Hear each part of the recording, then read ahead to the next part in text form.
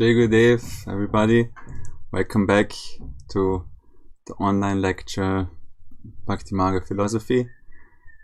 Today we're gonna speak about the Vedanta Philosophy. Before we start with the Vedanta Philosophy, I'm gonna make a short summary of the previous lectures which we had. So in the first lecture we looked at Hinduism in comparison with other religions in general, with how we see religion. We have seen that Hinduism is actually called Sanatana Dharma, the eternal universal law or cosmic law or eternal universal religion, in which every tradition can actually be found to some extent. Hinduism is based on practice, experience, evolution, and finally realization of the highest truths. We have said that there is not one founder, not one book, not one philosophy, but there's many. One of them we're gonna look today. Then we went on to the second session where we had now the variety or diversity in the unity. There we have firstly looked at the common ground which we have in Hinduism, like what unites all the Hindus. We have spoken about different principles, eternal principles, 8 principles we have mentioned. I am an Atma, an individual soul seeking for Brahman, the absolute. I'm bound by karma, by this law of action and reaction into a physical reality in the material world, into a cycle of samsara. If I live according to certain ethics, certain way, dharma, then I can empty my luggage with karma, I can release my karma and attain moksha, liberation. This is all guided by the spiritual masters, which over and over come to guide us on this journey. We have firstly spoken about that, the unifying factor, one God, one truth, one reality, which reveals itself in many ways. And then for the rest of the second lecture and the third lecture, we have now looked into different themes of Hinduism where we see this variety in the unity.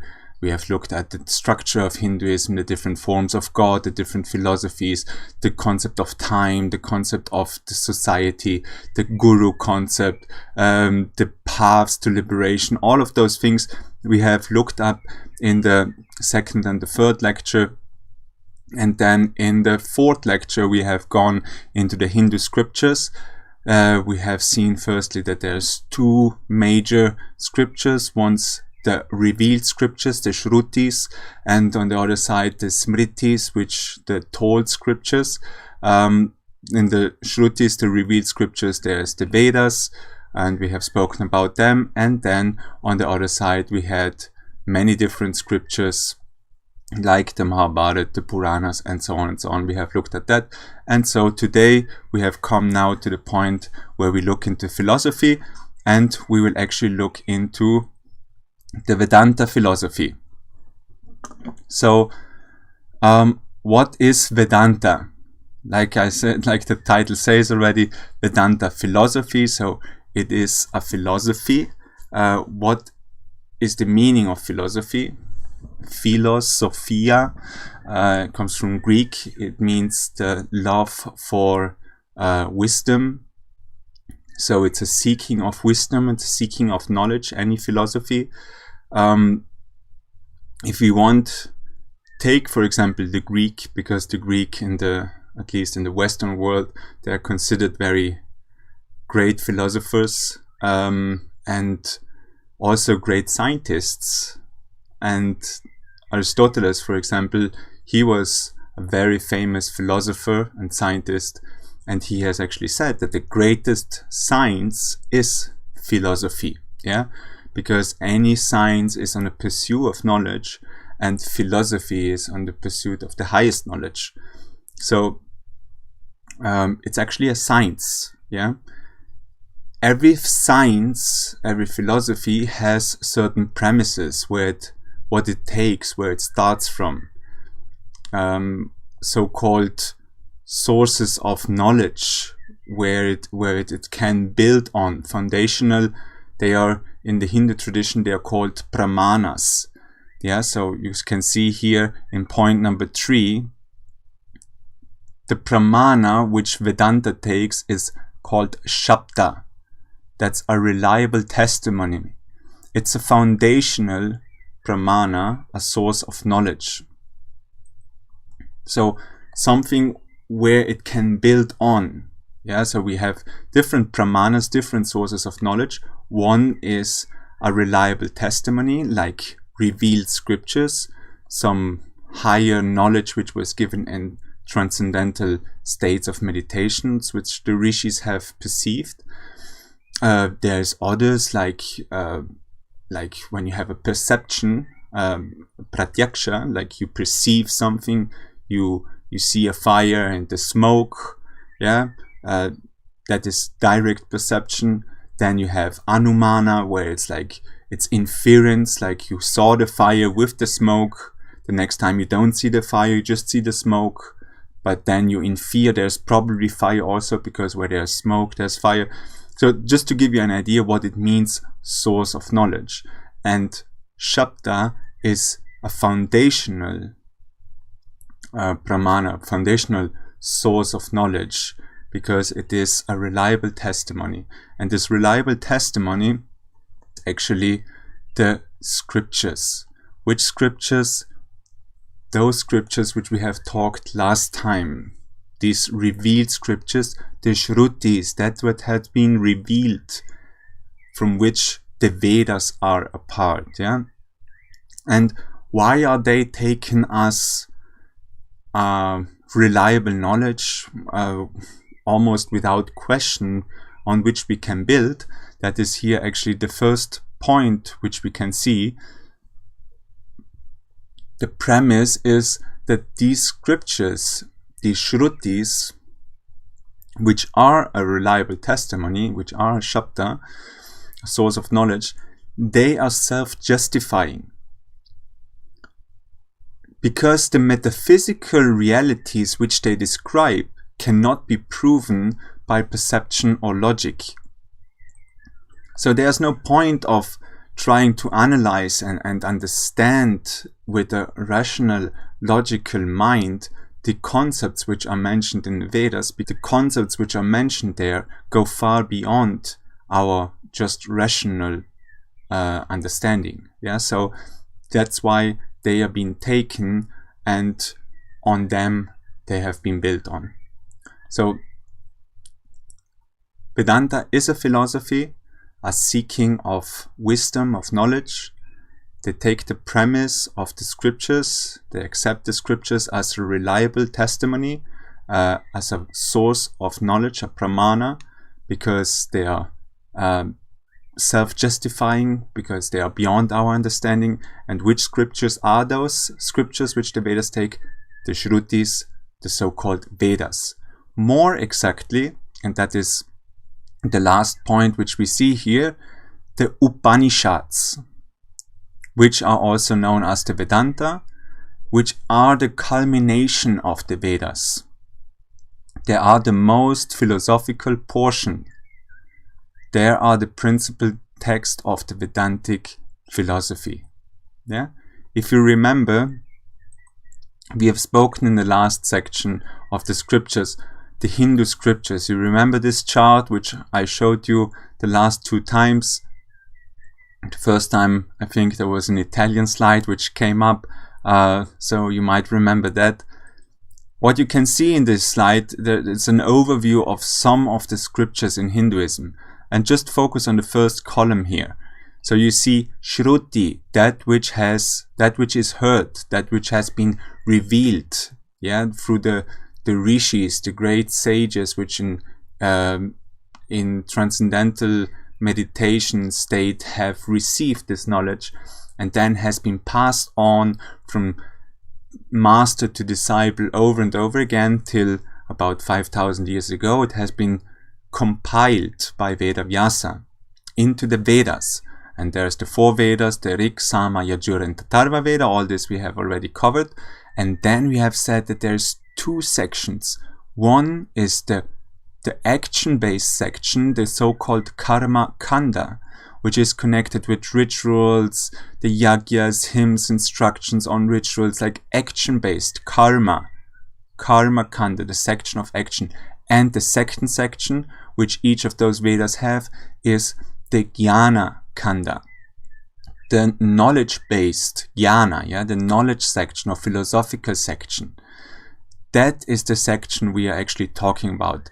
That in that section, there we have the Upanishad. The Upanishad are the very last part of the Vedas, which are part of this Jnana Kanda, which contain all the philosophical depth and Mahavakyas, great sayings, which are used for any philosophy in the Vedanta discipline.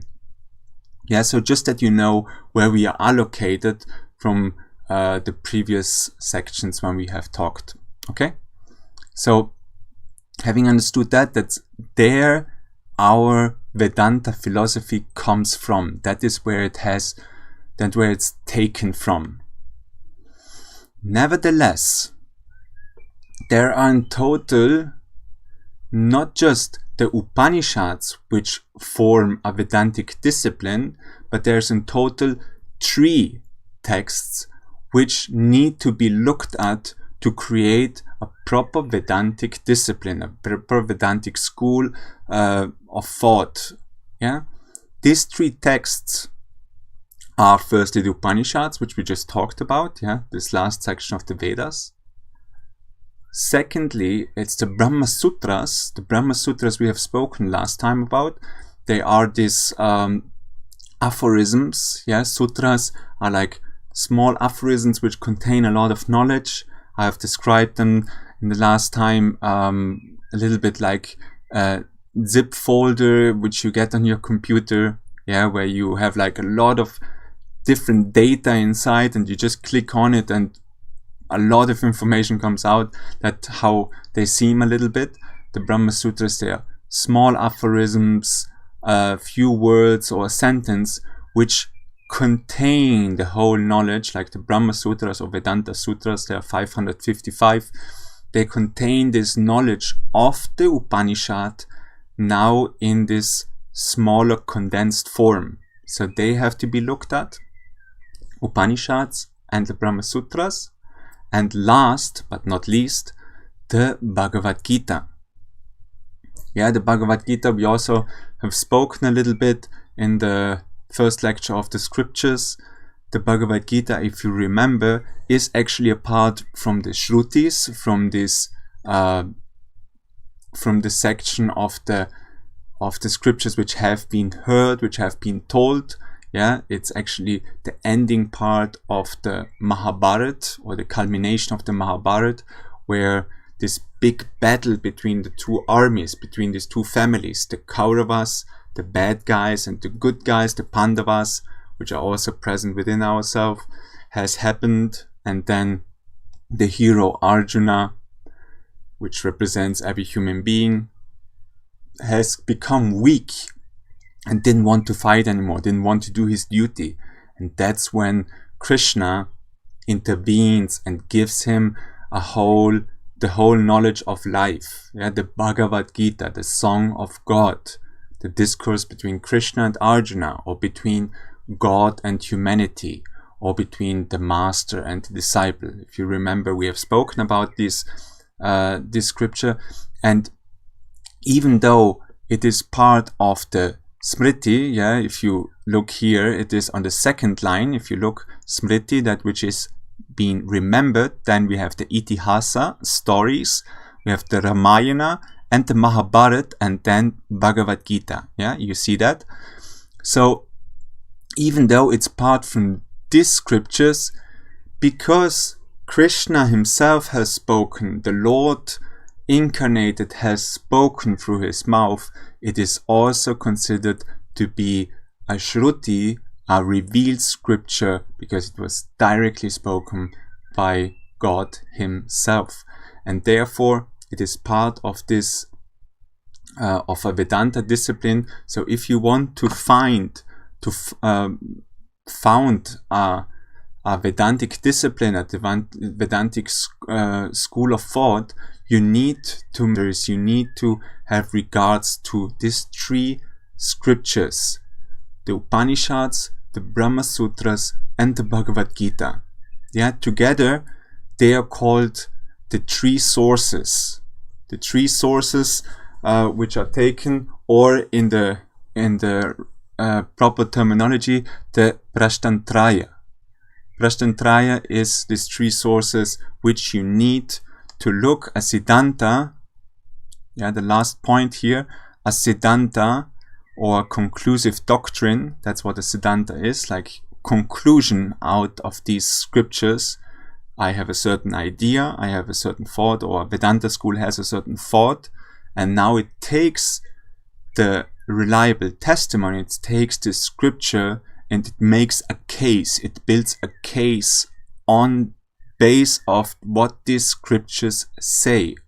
So they are creating a Siddhanta, a conclusion. And this conclusive doctrine, which every Vedantic philosophy or Vedantic discipline has to create, is only legitimate if it is based on the Prashtantraya, yeah, on these three scriptures. Okay, so far? I just short, it's a philosophy based on the scriptures. On which scripture? Mainly on the Vedas. Veda means knowledge. Anta means the last part. So Vedanta is the knowledge which is found in the last part of the Vedas, the so-called Upanishads, which is part of the Jnana Kanda. But to make a full Vedantic school of thought, a Vedantic discipline, three scriptures need to be looked at: the Prashtantraya, which is Upanishads, the Brahma Sutras, and the Bhagavad Gita. Okay? So, let's carry on. What is a Siddhanta? Or why does it even need a Siddhanta? Why does it need a conclusion? Like, the scriptures are talking, they are giving us knowledge, so are they not conclusive by themselves? Well, apparently not. And why not? Because these Upanishad, these sayings which you find in the Veda and the philosophical part of the Vedas, they are not a structured philosophy, but this is a metaphysical discussion which happens in the Vedas, which often uses a lot of analogies and metaphors. So they are open for interpretation. They actually need a certain interpretation and a certain conclusion to be taken of. And as we will see, while we go on and while we explain further, there's different conclusions being taken from the same texts, yeah? So we see again the variety, the diversity in Hinduism, also in the Vedanta schools. But what does in general the Upanishad or this Veda philosophy speak of?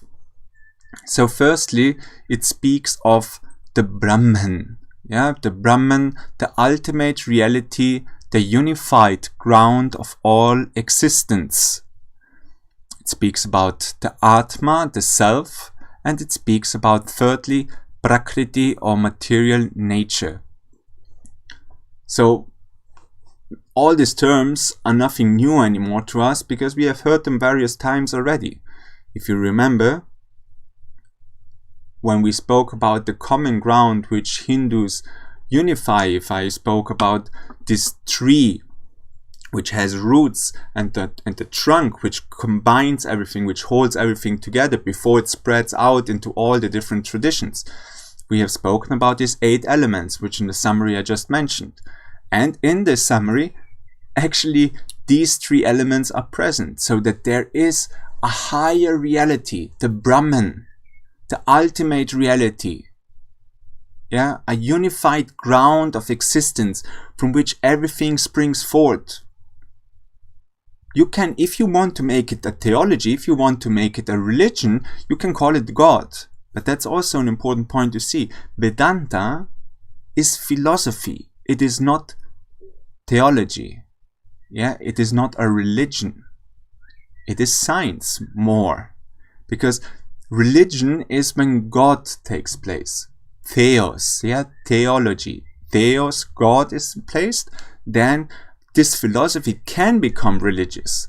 But in general, by itself, philosophy is not religious. Philosophy is philosophy. Religion is religion. Yeah, religion is then related with God and so on. So this is just on a side note, so that we don't confuse, because they are interlinked, of course, but still we have to see the difference.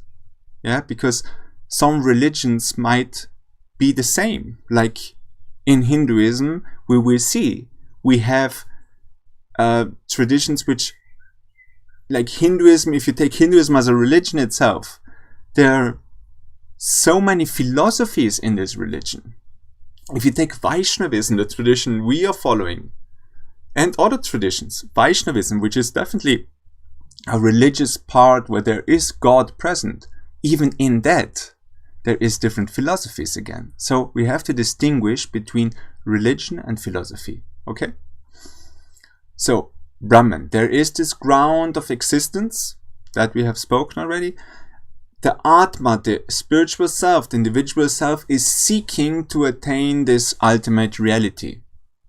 That's what the Vedas speak about, and it speaks about this material reality, Prakriti, Prakriti, the material nature, yeah, which we have spoken of, that it's like a constant cycle of creation, Shrishti, and dissolution, Pralaya, Shrishti, Pralaya. This universe, Jagat, is a constant cycle of creation and dissolution. Creation and dissolution. That is Prakriti. Yeah? The force itself, everything together, is called Prakriti, the material nature. These three themes the Vedanta philosophy speaks of. Well, they are actually the most common themes every metaphysic philosophy speaks of. God, soul, and world. These three themes, they are these metaphysical themes which are addressed in also modern metaphysics and so on, and in Vedanta, these are the main themes which are being talked about. Yeah, so we have said the Upanishads, they are not conclusive philosophies. They are open for interpretation because there's a lot of analogies, metaphors, and so on. They speak about a higher reality, Brahman. They speak about the individual self, the Atman. They speak about material nature. But the relationship between these three, that's on the second point, the relationship between these three categories is still open for interpretation. Yeah, which relationship they have amongst each another, that is open for interpretation. And the last point, a Siddhanta applies interpretive logic to arrive at specific conclusions about this relationship between the Brahman, the Atma, and Prakriti.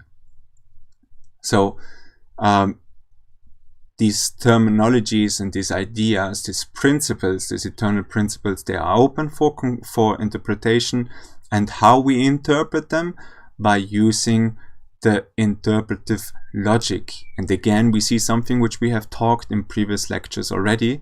What we see logic being applied. Logic itself is a whole branch of philosophy, Nyaya philosophy. You remember in the Shadarshana, in the 6 main philosophies, one of them is logic. And if you remember in that section, the diversity or the plurality and the unity, when we spoke about those, I've said that for certain things to grasp in Hinduism, for certain philosophies to be grasped like the Vedanta, you need actually a basic of logical understanding before you can even endeavor to dive into Vedanta school. So logic again is connected with rationalism, with scientific approach. Yeah, so that is important to see that there is a lot of down to earth ideas. Like it's not just the supernatural and out of this world. No, it's quite rooted. Yeah. So that is what a Siddhanta is, a conclusion on the scriptures about these 3 points: Brahman, Atma and Prakriti. These 3 things need to be addressed. Every Vedanta school has to address these 3 things. What is Brahman? What is Atman? What is material world? In other words, who is God? What is God? What is the soul? What is this world? These 3 things need to be addressed, need to be explained. That is what Vedanta philosophy does, and the different schools do this in different ways. Even though they do this in different ways, even though they do have different ideas, where we again see a variety or plurality in a unity, there is a common ground. And again, before we jump into the variety and see all the differences, let us just have a look on what are the things which actually unite them. What are the things which they all have in common? What are the common conclusions, the common Siddhanta, the common conclusions which all Vedanta schools have? They all agree that, every Vedanta school agrees that, firstly,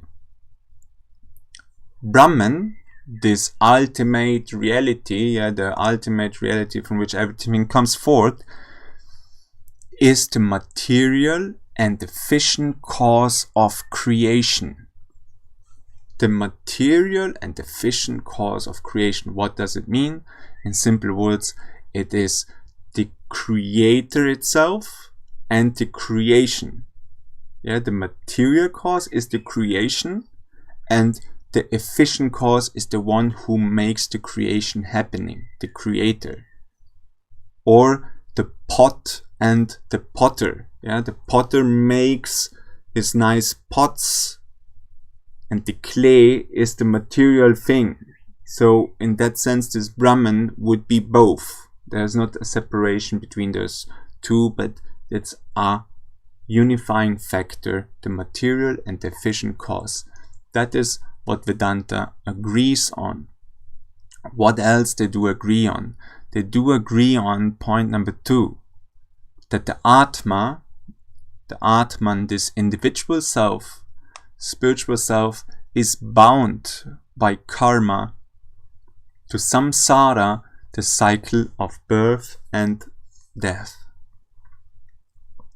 Again, these are all things which we have heard. Atman, the individual self, what we said in our 3, which unifies everything. I am an individual self. I am an Atma, spiritual being, which strives to attain Brahman. But I'm bound by karma. Exactly. So the concept of karma, this luggage of karma, action and reaction. The law of karma is the law of action and reaction, cause and effect. And as long as there's causes which need to be get in effect or have an effect, or actions which need to have a reaction, so long will I be bound into a cycle of reincarnation, samsara, in this physical world.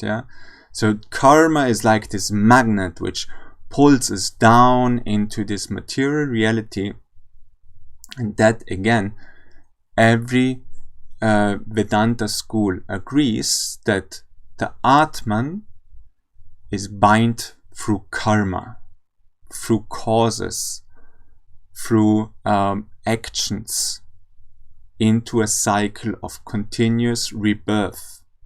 That is what they agree. Coming to the last point, which says moksha, or liberation from samsara, can be achieved, and this is a desirable goal. So again, something what we have heard in that 3. I am an Atma, striving for the Brahman. Because of my karma, because of this luggage, I'm bound in a material reality in a cycle of continuous rebirth, birth and death, birth and death. By living according to the righteous way, Dharma, I can attain what? Moksha. That again is what Vedanta speaks about. You can be free. You can attain liberation from this cycle. Because you see, as long as you are in this cycle, birth and death, that's something which happens in a material reality, where there's a duality happening. And in that reality, there's always suffering included also. Yeah, so there's many things which need to be looked at, and that's why as this soul strives for something higher, strives for beatitude, for ananda, for fulfillment, if you want to take it in human words, happiness, peace, all those things. We see that when we go around in the world and we have it through job, through house, through riches, through relationships, through pleasures, for all these things we look for this fulfillment, but we never get the full fulfillment. Yeah, that's where the spiritual path starts, and that is what the Vedanta school has spoken thousands of years ago. That's the beauty of it. You see that this knowledge speaks of very practical, experiential truths, which the more we ripen in our understanding of life itself, the more we can see, oh my God, they are talking about something so elevated. So you start to understand so much of it, and before you have maybe negated what these Vedas speak about. And that's why they are considered a reliable testimony, because only by going deeper and realizing more, growing more, you will really understand, not just rationally, but really realize what they are. Because that's a true science, a high science. That's why Hinduism is so rich in science. Why? Because the scientists in the ancient time, the ancient rishis, they were not just scientists, but they were also saints. So they have perceived what you can perceive with your rational, logical, analytical way, but then what is beyond that, to discover the cosmos, the ultimate, the spiritual reality, you have to use other parts of our abilities, and they have done that. Yeah.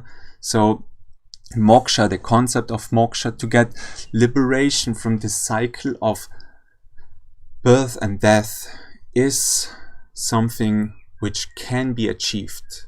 Yeah, every human being has the capacity to attain liberation from this eternal cycle of birth and death.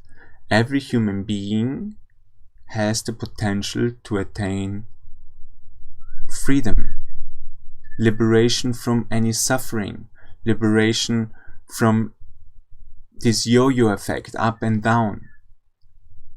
That is why it is so precious to be incarnated in a human body. That's why my Gurudev, Paramahamsa Vishwananda, he always says, what is the first and greatest gift what you have got in life? And that is in essence that you even are born in a human body. As much sometimes life might be a struggle to have a human body, the human body has the full potential. That's why it's considered to be so precious, because with this body, with your intellect, with all the faculties what the body has, which an animal body doesn't have, which the animal doesn't have.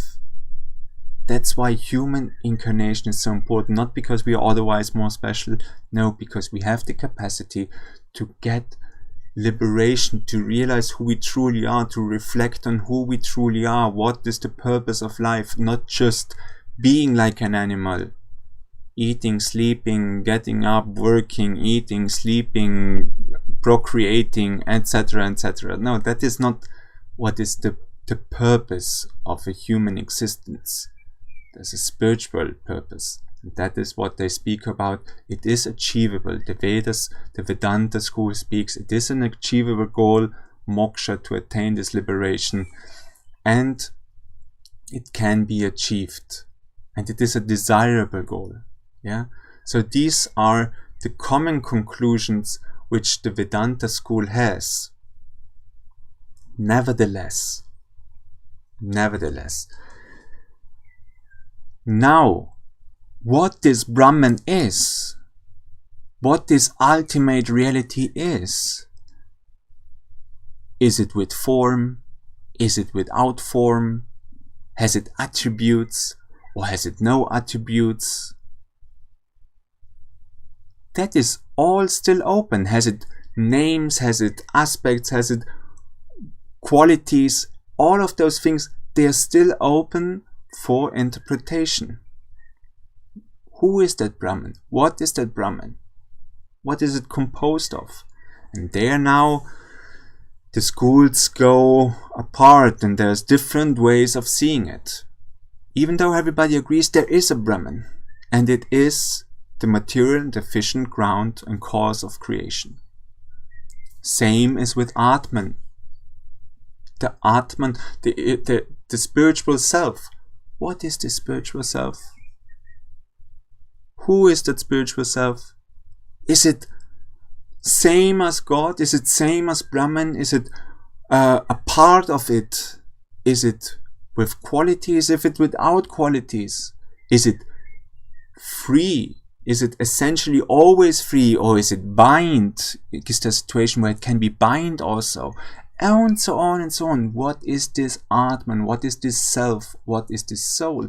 This is a discussion which different schools see differently. The last point, moksha. What is moksha? What does liberation mean? Does liberation mean that I am now merging back into the ocean of this absolute existence where I dissolve everything?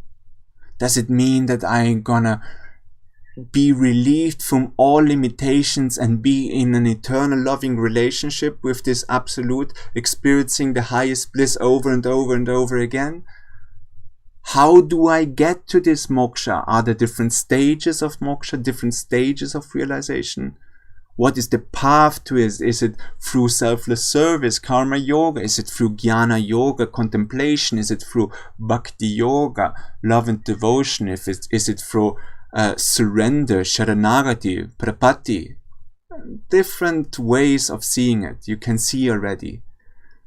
Yeah, that's what Sanatana Dharma is. That's what the beauty of it is. That it has all this variety, all this richness.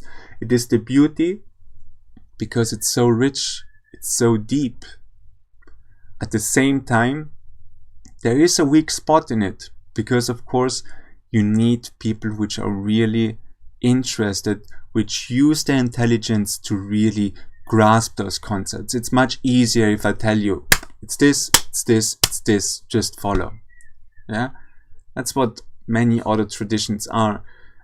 Hinduism is in the depth really, really deep because it really speaks about the real deal.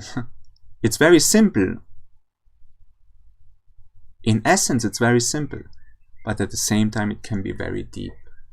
And now that is where the different schools are actually going into and are discussing, where we have different schools, different Vedanta schools. And you see, there's a lot of in the Hindu tradition, discussion is a very important point, you know, to have like disputes and so on, which done in the right setting with respect and so on is actually very healthy because it helps to sharpen this intellect. It helps us to grow. It helps us to grasp deeper and deeper concepts. Yeah, because sometimes this is like a muscle. It's like it seems so far away. You don't get anything. Like sometimes when you dive into this into these deep comments of the great teachers, of the great acharyas, philosophical concepts, like you read and you're like, what is he talking about?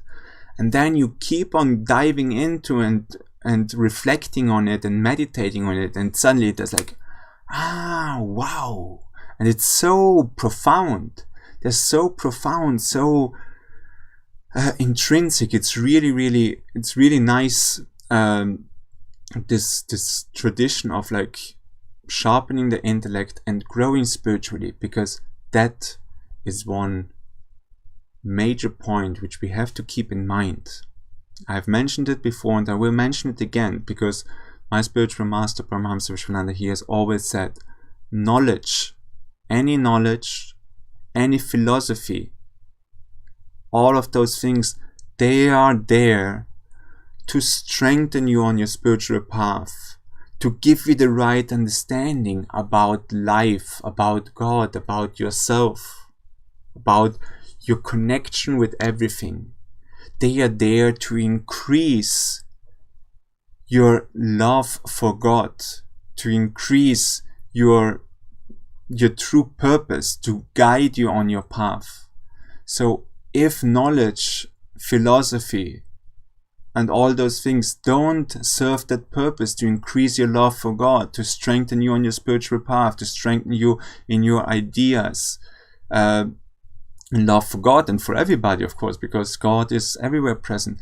Like, if it doesn't make you a better person in the first place, and it inspires you to dive even deeper, to realize yourself and your relationship with God, then knowledge is pure, it's absolute nonsense. Not nonsense, useless.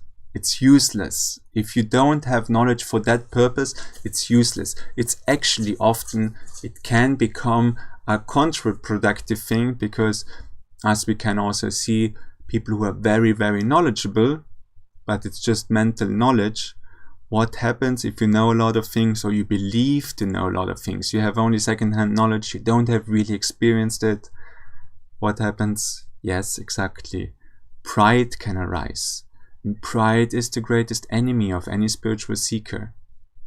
Pride is the greatest enemy, and especially spiritual pride. Spiritual pride of thinking, I got this, I know it, I understand it, I am so much better than you. Oh, now we know already. You have lost the plot, because there you have distanced yourself more and more from the actual goal. And that is what philosophy and Vedanta philosophy, any philosophy and spirituality, the knowledge, the spiritual knowledge, should not do. The spiritual knowledge should always strengthen you on your spiritual path, encourage you to grow, to go deeper, to be more humble, and in the end of the day, to increase this love and seeking for the ultimate, for yourself and for the ultimate. Okay? This just as a very important side note, because otherwise this stuff can become very dry. You can lose yourself in philosophy. Yeah, you can philosophize ages and ages, because they are eternal principles, what we are talking about. Yeah, it's a sport. Yeah, so here we see different schools of Vedanta. There are some of them, some of the main ones. So we have Advaita Vedanta by Adi Shankaracharya, lived 780 to 820. Vishishtadvaita Vedanta by Ramanuja Acharya, the tradition and Vedanta school which we in Bhakti Marga follow, lived from 1017 to 1137 after that. Dvaita Vedanta by Madhavacharya, Dvaita Advaita Vedanta Nimbarka Acharya, Shuddha Advaita Vedanta by Vallabhacharya, Achintya Beda Beda Vedanta by Chaitanya Mahaprabhu. Here you can see these are all Vedanta schools, and they are all somehow different. To just give you an extreme, the extreme difference between Advaita and Dvaita. So Dvaita means dual, a duality. So the duality in that sense is like there is God and creation, or spiritual reality and creation, duality. Like most of the Abrahamic faiths are dual ideas. Yeah, God and creation. Islam, God creates the world. Christianity and Judaism to some extent also. mostly, yeah? So that is a duality, Dvaita Vedanta. So now they take the Vedas, the Upanishads, the Brahma Sutras and the Bhagavad Gita to make their case on that, to make this clear distinction and so on and so on. Very deep and sophisticated, because to make a Vedanta school you need to be quite intelligent and sophisticated, yeah? This is no, it's not low-level knowledge. It's high-level knowledge. So every of those schools, they're very rich in knowledge. They're very sophisticated. On the other hand, on the complete opposite, we have Advaita Vedanta. Advaita means now oneness, monism. Yeah, monism, not duality, not two realities, but complete oneness. Only one reality. There's only one reality which exists. And already we can see this is like day and night. You can't be more different.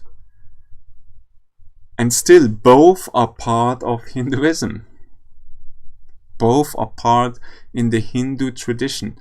The diversity in the unity. Yeah? Different philosophies. Even in the philosophy, in the Vedanta philosophy, again, different Vedanta philosophies which again differ many times. Have some common ground but differ in many times. So that is just to get to see how much ekam sat vipraha bahuda vadanti. We had that saying of the Rig Vedas, yeah, where it says like there's one truth, one reality, and the wise speak of it in many ways, yeah. So that is what those schools partly also do. Everything has its value, all have their value, not all are the same, everything has its value. So for example, Advaita Vedanta, a very known school, yeah, by Adi Shankaracharya. Many people like that also in the West, because it's quite frankly easy to some extent. You can basically believe whatever you want, because the idea is there is just one thing, and that one thing is Brahman. And what is this Brahman? Because that's the next question. You remember, a Vedanta school has to answer 3 questions, or mainly 3 principles. What is Brahman? What is Atman? And what is Prakriti? What is God? What is the Self? What is this world? So these 3 things have to be explained. So just in a few sentences, very simply, of course, I'm not doing any honor to these schools, because they are much more sophisticated. But in one sentence, Brahman for the Advaita school, for example, would be Brahman is pure, undifferentiated consciousness. And what else? No, nothing else. It's pure, undifferentiated consciousness. That's it. That's all what exists. An eternal ocean of consciousness. Okay. What is the Atman? The Atman is that pure, undifferentiated consciousness. Well, what do you mean? Like a part of it? Or no, it's the fullness. Atman is that consciousness. Okay, so what is this world? Like, I see so many different things around me. I see my computer, I see my table, the picture, all those things. I see this whole material universe. What is this material universe? What is Prakriti? And the answer would be, in a Advaita Vedanta school, very simplified, it is mithya, it's illusion, maya. It doesn't exist. Everything what you can see and perceive is just an illusion. This is like a dream state. Everything is just pure, undifferentiated consciousness. Wow. Okay, so this idea many like, many follow. Like I said, then you have the complete opposite, which says Dvaita Vedanta, where there's like the absolute differentiation between, no, there's the absolute God, and then there is the manifested world, and they are 2 separate things. It's not a oneness. So we have the Veda Shrutis, which are the dual, the scriptures or the sayings in these Vedantas, in the scriptures, which speak about the dual concept, so-called Veda Shrutis, like the dual, and then we have the Abeda ones, which speak about the non-dual, where there's like Aham Brahmasmi, Sarvam Kalvidam Brahman, like everything is Brahman, and so on. Like there's so many different sayings, and everybody can find somehow their ground to make their point, to say like, yes, but the Vedas say that, the Bhagavad Gita says that, this one says that, yeah. In our tradition, in the Sri Sampradaya, Vishishtadvaita Vedanta, you can see now, for example, we're going to look at this probably next time a little bit more close, but just that you get an idea, we can see also the word Advaita, yeah? Vishishta Advaita Vedanta in the second line here. Advaita. So Advaita means non-dual. There's not two things, it's just one thing, like the first one, which says pure consciousness. So also our tradition believes in a non-dual reality. The only thing which exists is God. There's nothing else. But now it is Vishishta. So what is Vishishta? Vishishta means qualified.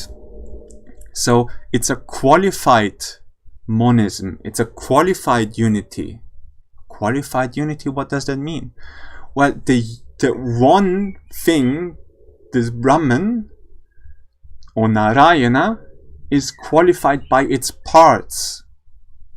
Like, for example, you take this body. We say the body. It's one body. One.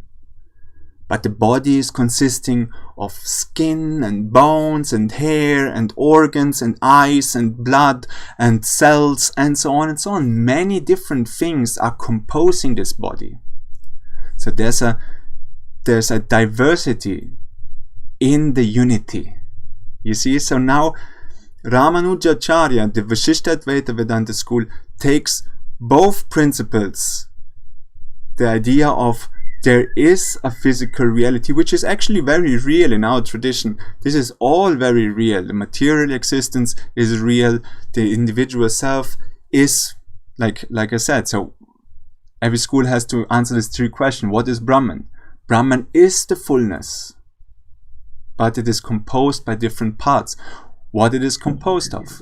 Well, it is composed of the soul's Atman and the material reality, Prakriti. Okay, so what is Atman now in Vishishtadvaita Vedanta? In short, it is part of God. Same in quality, but not same in quantity. Not like in the Advaita school where it's like, I am God, Aham Brahmasmi. No, it is, I am a spark of God. I am same in quality. If God is Ananda, if God is bliss, I am bliss. If God is pure consciousness, I am pure consciousness. Everything what God is in quality, I am. But as He is the fullness, I am just an amsha part. I am just an atomic part of it, like the sun and its rays. Or if you take this body again, just to have a simple explanation, the body has all these different parts. This finger is a part of this body. This finger is made out of the same substance than the rest of the body. The same DNA flows through this whole body, then it flows also through this finger. So this finger is a part of the body, but the finger can never say, I am the body. No, the finger can only say, I'm a part of the body, and so every part of the body can just say, I'm a part of it. This finger has certain duties. This finger has certain capacities. This finger has certain limitations. And above everything, this finger has absolute dependency on the rest of the body. Speak, if I cut off this finger, if I cut it off, this finger is worthless. It's just pure matter. It has nothing. The same way, the soul, the individual soul, is a part of God. It has its purpose. It has its place. and it's absolutely dependent from the origin where it comes from the absolute where it is part of. If we cut ourselves off that, then we are like dead matter. Yeah, this is just some thoughts. I'm not trying to explain you now Vishishta Advaita Vedanta into depth, but just that you get an idea how these different Vedanta schools, being all Vedanta, still differ completely in their Siddhanta, in their conclusions about these 3 points: Brahman, Atman and Prakriti. And of course, to just take it away from the abstract and bring it to the physical reality, that will influence the way you live. Because if your belief system is, for example, I am God, I'm the ultimate, everything is an illusion, I will live in a certain, can have the tendency to live according to certain ways. If I think part of a whole big body here to do my service, to do my part, to do my function, so that the whole organism, well, it creates a different lifestyle for me. Yeah, different approach, different ways. All of this is part of whatever school you follow will influence also your attitude and your lifestyle. This is so important to see which one you are mostly drawn to and which one you feel most close to, or which one is the absolute truth, because but to what extent, that is what the discussion is, what they always go on. And like that, you can see also the other ones, like Dvaita, Advaita is a school which, like the name says already, Dvaita, duality and non-duality. So they speak about God is dual and non-dual. Yeah, it's like this paradox. Yeah, Shuddha Advaita, pure monism, pure non-duality. Not even Maya is there, etc. Like, and the last one, Achintya Bheda Vedanta, which is created by Chaitanya Mahaprabhu. For example, if you know the Gaudiya tradition, from which the ISKCON, the Hare Krishna movement, is part of, you see, for example, the Hare Krishna movement, ISKCON movement, is also following a Vedanta school. Yeah, so you might not see that in the first moment when you see the external appearance and the practices, but you can see that most of the sects, most of the traditions in Hinduism are based in a Vedantic school. Yeah, so this is just to give you an overview of the different approaches and different ideas. And so we come to the last point, finally. So in all of this talk, what is now Vedanta? In short, Vedanta is the core philosophy of all the sects of Hinduism, even if they are not Vedanta schools, even if they follow all the scriptures and whatever.